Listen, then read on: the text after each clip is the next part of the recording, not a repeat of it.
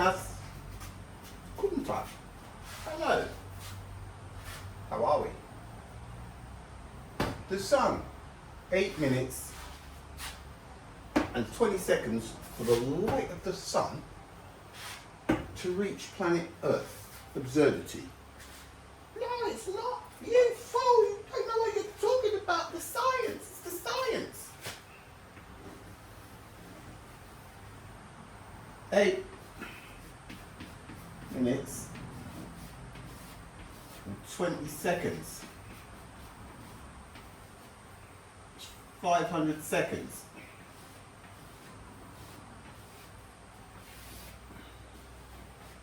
For those of you who aren't sure how to work that out, it's 8 minutes.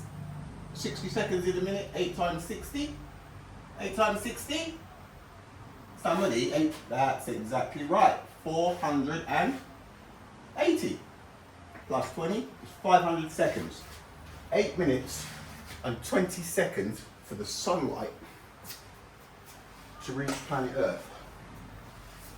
One of the more bizarre things about this theory is what they're telling you, not me, because I just laugh, turn away. If the sun turned off right now during the day, what they say is there's a buffer of 8 minutes and 20 seconds before Earth would find out.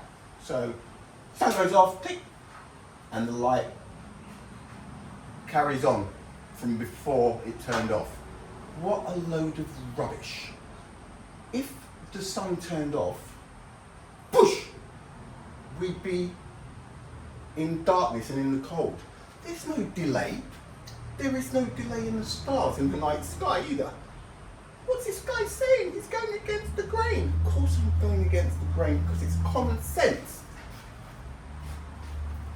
If you were here on Earth looking towards the sun and it was off, right? It was off, but you knew where it was. If it turned on, what they're telling us, no, not us, what they're telling you is that nobody would see the light of the sun until 8 minutes and 20 seconds had passed, because they're saying, poof, it's on, and there's a wave that propagates, yeah, propagates. There's a wave of light headed towards Earth. So even though you're looking directly at the sun, right, you're not going to see it until ding, absolute rubbish. As soon as that sun turned on, you would see it. You would see it 150 million kilometers away. Stay down there now. Don't want you now after that.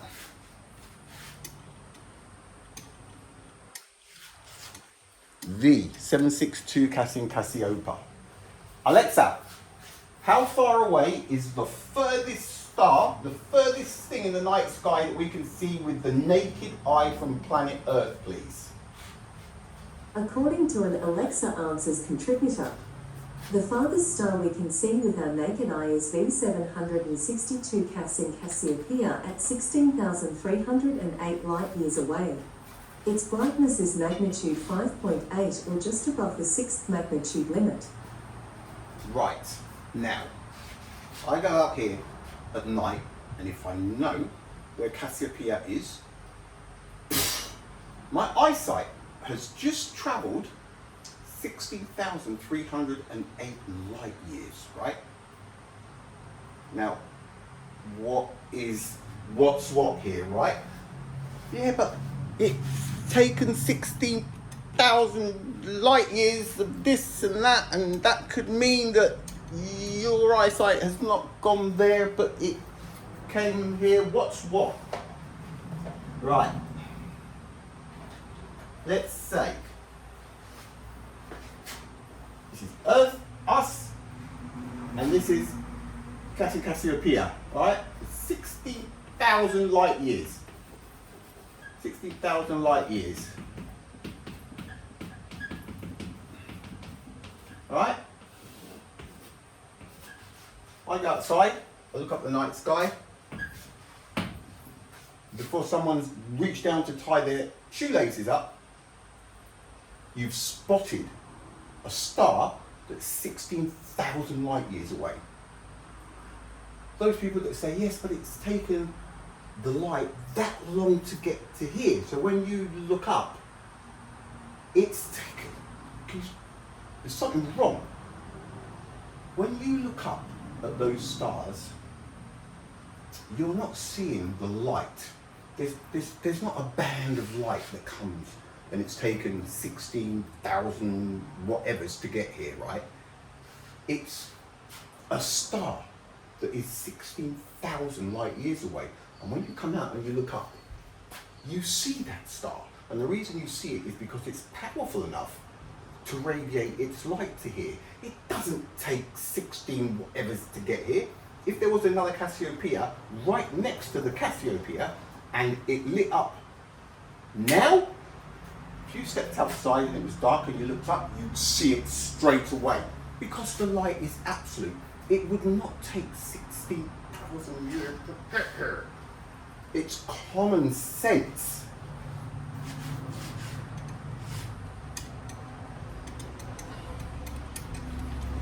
If I had a laser, I'd laser in the morning, I'd laser in the evening, all over this land. Right, I am on the sun. I've got a friend who is on planet Earth waiting for me to shine this laser, all right? Your science is saying 8 minutes and 20 seconds. So I go like this. We're in communication. Yeah, that goes at the speed of light as well, doesn't it? So it's going to take 8 minutes and 20 seconds for us to talk to each other. Let's just pretend, right, that I can talk to him. Right, I'm turning the laser on. Okay. Right. It's powerful enough to reach Earth, right? Easily. So everybody's saying, the science is saying, I have to stay here for 8 minutes and 20 seconds, right? What happens if I got to 8 minutes and I go like this? Shit, I'm going for a cup of coffee. Now, your science is saying, if that happened, even though I've turned this off and moved away, there is a beam of light that is already on its way, and it's going to continue on its way. So what's going to happen? Is he going to, I turn it off at 8 minutes, 20 seconds later, he's got the very beginning of the 8 minutes. What's he going to do? Buzz me and say, hey, yeah, I've just seen it. But little does he know, I moved away. So in 8 minutes, doop, it's going to go out. What is he going to go? Hey, what, you turned the light off? It doesn't work like that. So every time I do this with the laser, I turn it on and point it at the sky. Are you telling me, if I leave it on for 5 seconds, there's a 5-second beam going like that towards space? It's ridiculous. That is what your science is telling you that happens. They are telling you that if the sun went off, we wouldn't know for 8 minutes and 20 seconds because there's the residual. The wave of light that's propagated, right, is on its way. Absolute horseradish. It's illogical. It defies common sense, and it is an insult to people's intelligence. Unless you get yourselves out of this mess, right, it's going to be a disaster. It's absolute horseradish, right? If the sun goes off, the source of light is cut, it's darkness, right? It doesn't carry on. It doesn't carry on. It's illogical. That would mean that there'd be light all over the shop, wouldn't there? We'd be receiving light beams from stars that had died, wouldn't we? Because there'd be light carrying on, wouldn't there? Right? It's ridiculous. The light is a source. If you can see a star in the night sky, it's there, right? It's there in the flesh. It's a slam dunk, right? The reason you see the stars in the night sky is because they are powerful enough for the light to radiate to here. But absolute. There's no, it took 8 billion years for that star to get here. It might already be out. Rubbish. if that star dies or has died, it's not there. If you see a supernova go off in the night sky, it's because it's happening right in front of you. There is no delay. You're not going to see a supernova from 350,000 years ago that went off because it took that long to get here. It's rubbish, right? If I fire this laser at my mate on Earth, if the laser is powerful enough to reach Earth, it will do it like this. Boom. Might be a split second of a delay or something. It's light. There's no resistance, is there? All these waves creates another wave, propagates to another wave. On, he sees it. Off, it's off. There wouldn't be, I don't turn it off and then the rest of the wave carries on like that. Because in that case, what would happen with a laser, if I turn the laser on, right, and shone it up into the sky and started going like this, what's going to happen is the light going to go, and when I turn it off, is it still going? And it just keeps going. That's what your science is telling you. Because your science is telling you that if this turns off, you still have 8 minutes and 20 seconds of grace time before it gets cold and dark. Horseradish. It's anti-common sense.